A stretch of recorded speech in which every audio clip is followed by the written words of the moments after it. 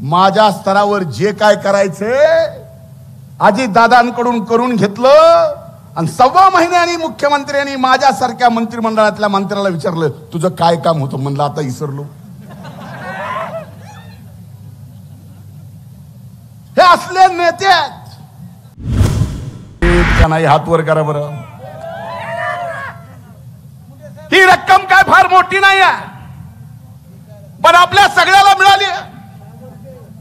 मला सांगा, ज्या माय माऊल्या आमच्या चुलीवर स्वयंपाक करत होत्या 10 वर्षापूर्वी, आज त्या माय माऊलींना करोडो कनेक्शन या देशामध्ये देण्याचं काम मोदी साहेबांनी केलं. अरे एवढंच नाही, तर आयुष्यमान भारत नावाची एक योजना, ज्या योजनेत या देशातल्या प्रत्येक नागरिकाचा इलाज 5 लाखापर्यंत फुकट होतो, हे मोदी साहेबांनी ऐतिहासिक करून दाखवलं. आता हे सगळं केल्यानंतर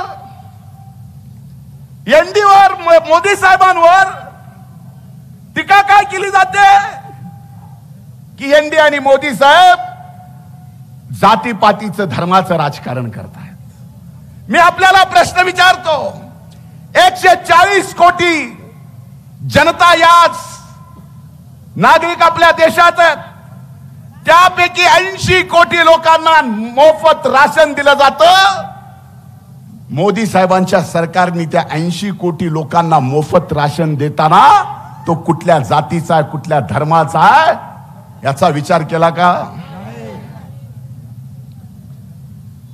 उज्ज्वला मधून कनेक्शन देताना करोडो कनेक्शन आमच्या माय माऊलीला दिले. ते कनेक्शन देताना ती आमची माय माऊली कुठल्या जातीची, कुठल्या धर्माची, याचा विचार केला? अरे ज्या वेळेस महाभयंकर संकट संबंध जगावर आलं, कोविड सारखं संकट, त्या संकटात किती जण पहिल्या लाटेत गेले, किती मेले, याच्यापेक्षा पहिल्या कोविडच्या संकटाच्या काळात माणसं किती गेले याच्यापेक्षा पहिल्यात माणुसकी गेली. लॉकडाऊन लागलं, सक्का भाऊ जर मुंबईत असेल नोकरीला कामाला, तर गावाकडचा त्याचा भाऊ म्हणायचा तू तिकडच राह, इकडं काही येऊ नको. अशा काळात जग असं म्हणत होतं की या कोविडच्या महामारीमुळं या देशातले किती असे नागरिक आपले मरतील, वॅक्सिन तयार होईल का नाही होईल. पण मोदी साहेबांनी या देशातल्या प्रत्येक नागरिकाला मोफत एकदा नाही 2दा वॅक्सिन दिलं का नाही? त्यामुळे आपण जिवंत राहिलोत का नाही? आता हे वॅक्सिन देताना मोदी साहेबांनी विचार केला, अरे तू फलाण्या जातीचा आहे, तुला मिळणार नाही, तू फलाण्या धर्माचा आहेस, तुला मिळणार नाही, असं झालं. मग जात पात धर्म हा विषय कसा येतो? म्हणूनच सबका साथ, सबका विकास, सबका प्रयास. म्हणून तिसऱ्यांदा आपल्याला मोदी साहेबांना या ठिकाणी देशाच्या प्रधानमंत्री पदावर बसवायचं आहे. पण त्याच्यापेक्षा महत्वाचं आपल्याला अर्चनाताईंना या ठिकाणाहून खासदार म्हणून मोदी साहेबांच्या पाठीमागे उभं करायचं आहे. आताची निवडणूक म्हणजे अशी आहे लोकसभेची, एकीकडे इंडी नावाचे घटक पक्ष आहेत आणि एकीकडे मोदी साहेब आहेत. आता IPLच्या टुर्नामेंट चालू आहेत, क्रिकेटच्या. प्रत्येक टीम मध्ये 11-11 असतात. बॅटिंगला गेलेले 2 बॅट्समन, तर फिल्डर 9 असतात, बॉलर आणि विकेट कीपर सोडून त्याच्या सहित 11. बरोबर आहे. आता या निवडणुकीत मोदी साहेब बॅटिंगला आहेत आणि फिल्डिंगला 33 जण आहेत. 11 तरी 33. आणि नवल असं आहे की 1 बॉलर नाही, 2 बॉलर मिळून बॉलिंग टाकायला, तरी सुद्धा आपकी बार बाउंड्री के पार.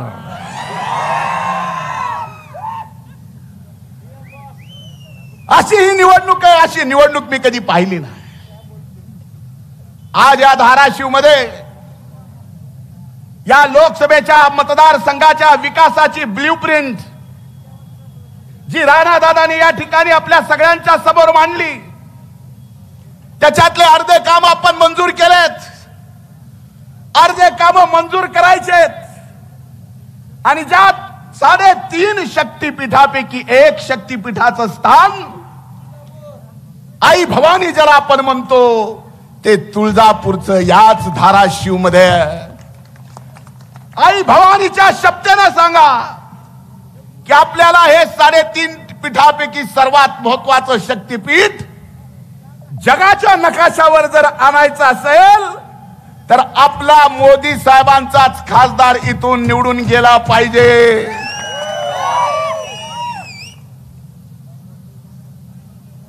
नाही तर होईल काय? हिट्टी आंबा उभा राहिलाय. हिट्टी आंब्याचे येणार किती आहेत?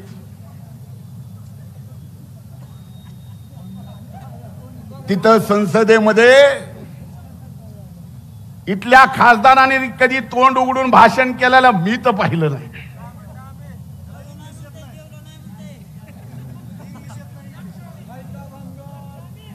त्याच्यासारखं खोटं बोलणं त्यांनीच. लोक म्हणायला लागले जेवलं नाही म्हणते. त्यांनी 2019च्या जाहीर सभेत 15,000 तरुण भावांना भगिनींना नोकरी देतो म्हणून खोटं बोलला आणि शपथ कुणाची खाल्ली. आणि एवढंच नाही, जर एवढा मोठा प्रकल्प आणून 15,000 लोकांना नोकरी नाही दिली तर मी 2024 ची निवडणूक लढवणार नाही. हे खरं आहे का नाही? हे पुन्हा 19चं तुमचं त्याचं भाषण तुम्ही पाहिलंय का नाही? एवढा खोटारडा माणूस तुमचं प्रतिनिधित्व जर करत असेल, काय बोलावं?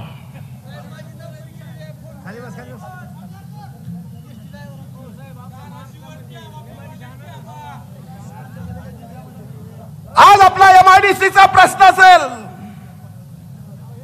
कृष्णेकडून 21 TMC पाणी आपल्याला मिळायचं असेल, एवढंच नाही तर कोल्हापूर आणि सांगलीचं पुराचं पाणी बंद पाईप मधून धाराशिवला आणायचं असेल आणि धाराशिवच्या अनेक MIDC मध्ये मोठे मोठे उद्योग आणायचे असतील तर अर्चना ताईंनाच खासदार म्हणून मोदी साहेबांच्या सोबत पाठवावं लागेल. डायरेक्ट कनेक्शन मुख्य स्रोताशी ज्या वेळेस आपला लोकप्रतिनिधी इथला जोडला जातो आणि तो कर्तबगार असतो, त्यावेळेस आपल्या लोकसभा मतदारसंघाचा विकास झाल्याशिवाय राहत नाही. हा इतिहास सांगतोय. माझ्या अगोदरच्या काही वक्त्यांनी सांगितलं, राणा दादा तरी एखादं काम सांगितल्यावर चारी बाजू बघतायत, पण एकदा का अर्चना ताईला काम पटलं की ते पूर्ण केल्याशिवाय स्वस्थ बसत नाहीत. अशा खासदार आपल्याला या ठिकाणी द्यायचे. हे सगळं होत असताना दादा आमच्या आजोळावरही लक्ष द्या, म्हणजे या कळंब तालुक्यावरही लक्ष द्या. आज या ठिकाणी मला कळालं, येत असताना म्हणले 30 तारखेला मोदी साहेबांची सभा झाली, धाराशिव मध्ये वातावरण बिघडले, सगळेच घड्याळ म्हणायलेत. आज धाराशिवला उभाटाची उभाट्या सभा झाली.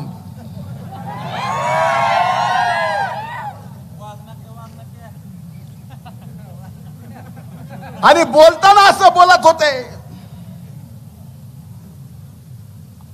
त्यांच्यासोबत 2.5 वर्ष मी मंत्रिमंडळात होतो. एक भारी किस्सा आहे. लॉकडाऊनचा काळ होता. लॉकडाऊनच्या काळामध्ये बीड जिल्ह्याचे असंख्य लेबर धाराशिवचे असंख्य ऊसतोड मजूर हे ज्या त्या कारखान्यामध्ये अडकले होते, त्यांना आपल्या घरी आणायचं होतं आणि मी बीडचा पालकमंत्री म्हणून त्यांना फोन करून विचारत होतो, फोन करत होतो. मावा फोन सुद्धा घेत नव्हते. माझ्या स्तरावर जे काय करायचे अजितदादांकडून करून घेतलं आणि 1.25 महिन्यानी मुख्यमंत्र्यांनी माझ्यासारख्या मंत्रिमंडळातल्या मंत्र्याला विचारलं, तुझं काय काम होतं? म्हणलं आता विसरलो. हे असले नेते आहेत. कोविडच्या काळात अशा संकटाच्या परिस्थितीत एखादा मंत्री तुम्हाला फोन करतोय आणि फोन केल्यानंतर तुम्ही 1.25 महिन्यानंतर त्याला बोलताय. कल्याण एक लक्षात घ्या, आज यांच्या समोर मुद्दे कुठले नाहीत. टीका करताना काय टीका करतात? पहली टीका म्हणले आपकी बार अगर 400 पार हो गया, तो पहिल्यांदा म्हणले हे भारतरत्न परमपूजनीय डॉक्टर बाबासाहेब आंबेडकरांनी दिलेलं या देशाला जे संविधान आहे ते बदलणार. मी आज आपल्याला जबाबदारीपूर्वक सांगतो, मी राष्ट्रवादी काँग्रेस पक्षाचा एनडीएचा घटक पक्ष म्हणून, एक कार्यकर्ता म्हणून, या पक्षाचा, या राज्याचा, या लोकसभेच्या निवडणुकीचा प्रचार प्रमुख म्हणून, जोपर्यंत सूर्य आणि चंद्र आहे तोपर्यंत परमपूजनीय डॉक्टर बाबासाहेब आंबेडकरांच्या घटनेला कोणीही हात लावू शकत नाही. कारण त्या घटनेतच अशी तरतूद आहे की तिला बदलता येत नाही. हे बाबासाहेबांनी किमया करून ठेवलेले आहे. म्हणजे खोटं बोलायचं, मनभेद करायचे, बुद्धिभेद करायचे, जे कधीच कुणीच करू शकत नाही अशा काही गोष्टी करणार म्हणून या ठिकाणी केलं जातं. आज अल्पसंख्याक बांधव माझे इथे आहेत, बाजूलाच बसले आहेत. मी आज आपल्याला शब्द देतोय की सबका साथ, सबका विकास, सबका प्रयास, यामध्ये मोदी साहेबांनी डायरेक्ट असं कधीच अल्पसंख्याकांना विरोध म्हणून नाही. मला सांगा, आज मोदी साहेबांनी जे 10% आरक्षण इकॉनॉमिक विकर सेक्शनला या देशात दिलं, ज्या आर्थिक दृष्ट्या दुर्बल आहेत त्यांच्यासाठी 10% आरक्षण दिलं, त्या 10% सर्वाधिक आरक्षणाचा फायदा जर कुणाला होत असेल, अभिमान वाटतो सांगायला की आमच्या अल्पसंख्याक बांधवांना त्या ठिकाणी फायदा होतो. याचा विचार सुद्धा करा. आज तुम्हाला घाबरवलं जात आहे. मी आपल्याला शब्द देतो की अल्पसंख्याक समाजाच्या केसाला सुद्धा धक्का लागणार नाही. ही जबाबदारी घेऊन आम्ही आमच्या खांद्यावर या ठिकाणी आज जाहीरपणाने बोलतोय. अल्पसंख्याकांना सांगायचं आपको निकाल देंगे. अरे भाई कैसे निकालेंगे? असं काही नाही. कोणी कुणाला काढणार नाही. कुठलंही संविधान या ठिकाणी बदललं जाणार नाही. फक्त वारंवार आज हा देश प्रगती पथावर जातोय. हा देश येणाऱ्या 5 वर्षात विश्वगुरु होणार आहे. या देशाची आर्थिक परिस्थिती येणाऱ्या 5 वर्षात 3ऱ्या क्रमांकावर जगात जाणार आहे. आता तुम्ही विचार करा, जर जगाच्या तुलनेत आपला देश 3ऱ्या क्रमांकावर जात असेल तर त्या देशाच्या विकासासोबत आपल्या जिल्ह्याचा विकास सुद्धा जोडावा लागेल. आणि तो विकास जोडायचा असेल तर देशात पुन्हा मोदी पाहिजेत. आणि मोदी साहेबांसोबत धाराशिवच्या आपल्या खासदार अर्चनाताई पाहिजेत. नाही तर आता तर सगळं बिघडलेलंच आहे. कोण काय बोलेल, कोण काय जातीवर बोलेल, कोण कशावर काय बोलेल, याच्याहून लक्षात येतं की ज्या वेळेस एखाद्या कुणाला पराभव समोर दिसतो त्यावेळेस त्याच्या पायाखालची वाळू सरकते. मग तो जातीवर येतो, धर्मावर येतो, कशावर पण येतो, कशावर पण येतो. माझी सुद्धा जात काढली.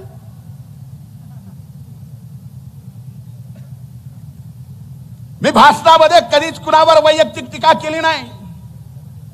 मराठवाड्याची लेख म्हणून जर मी बारामती लोकसभा मतदारसंघात मराठवाड्याच्या जन्म घेतलेल्या त्या लेखेची बाजू घेतली असेल आणि ती बाजू घेतल्यामुळं मी खालच्या जातीचा होत असेल तर हा तुमचा अपमान आहे, ह्या मराठवाड्याचा अपमान आहे का नाही? अरे तुम्हाला जर हृदय असेल, त्या हृदयाला जर संवेदना असतील तर आपल्या या ठिकाणी लेकीचा अपमान सून म्हणून पश्चिम महाराष्ट्रात गेल्यावर, बारामतीमध्ये गेल्यावर झाला, त्याची वाच्यता मी केली म्हणून माझ्यावर राग काढला जातो. तर ह्या गोष्टीचा राग मराठवाड्याचे म्हणून तुम्हाला यायला नको?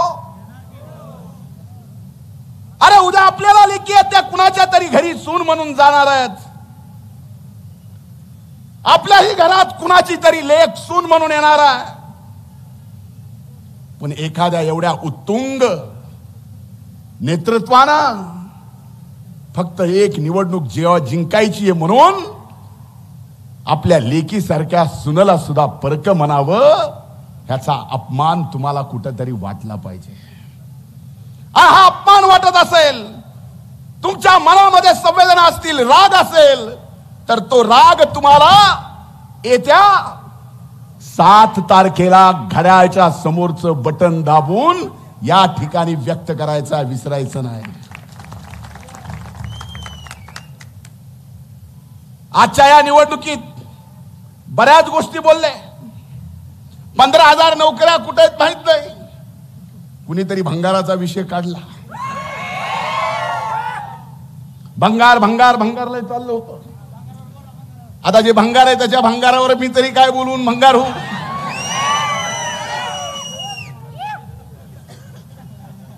जो खुद भंगार है, जो भंगार खाता है, उसके खिलाफ मैं बोल के मैं काय को अपनी जुबान भी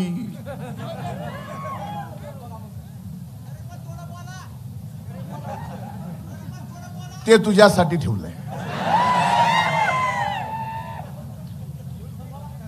आजच्या या जाहीर भाषणात मी बोलत असताना जे मुद्दे तुम्हाला वाटते बोलावे, सभा संपल्यानंतर चौकात चौकात तुम्ही तेवढंच बोला. माझं अर्ध काम इथंच होऊन जाईल.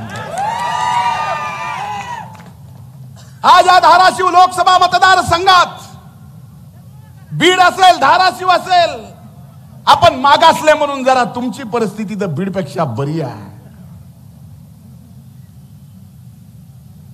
पण विकासाच्या मुद्द्यावर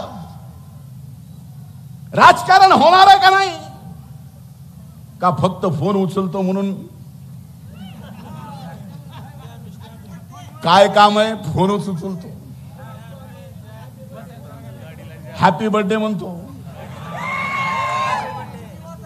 गाडीला कुणाचं कुठल्या कुणाचं जाग कशाला लावतो.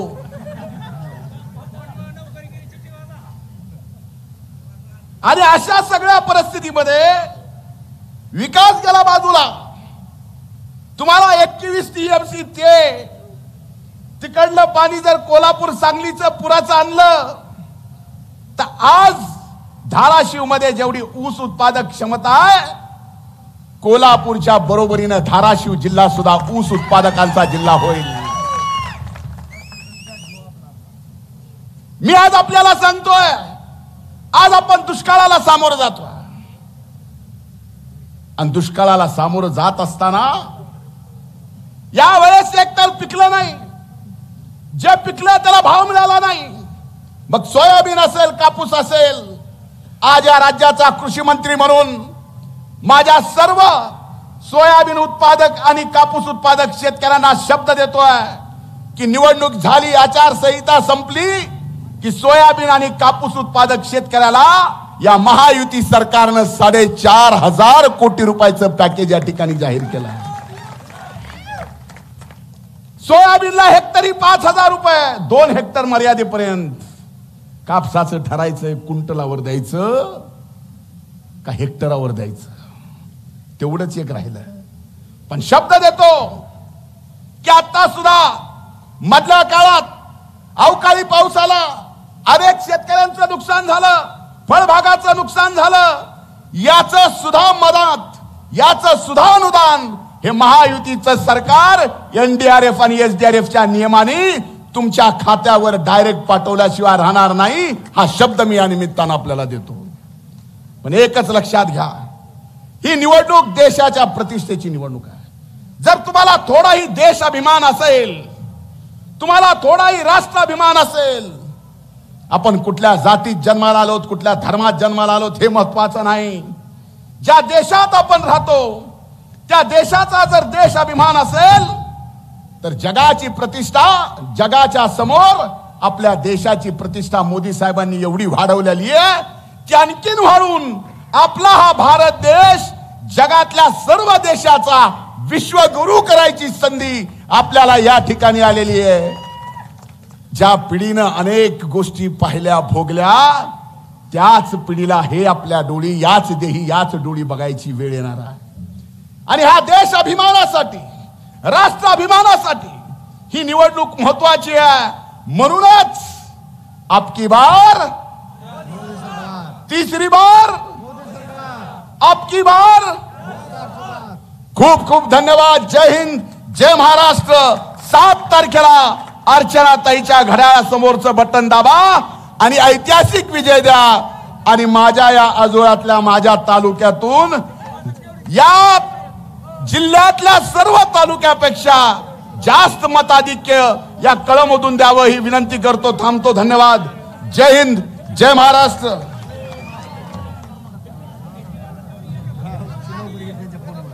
आता एका ड्रायव्हरची राशी किती जणांच्या घातल्या तुला काय माहिती, तुझी गेली म्हणून सांगतो. सगळ्यांचे आभार. खूप खूप धन्यवाद. जय हिंद, जय महाराष्ट्र. देश विदेशातील प्रत्येक घडामोडींचे लाईव्ह अपडेट मिळवण्यासाठी आता साम टीव्हीच्या सर्व सोशल मीडिया प्लॅटफॉर्मला लाईक, फॉलो आणि सबस्क्राईब करा. तसंच सर्व नोटिफिकेशनसाठी बेल आयकॉन प्रेस करायला विसरू नका.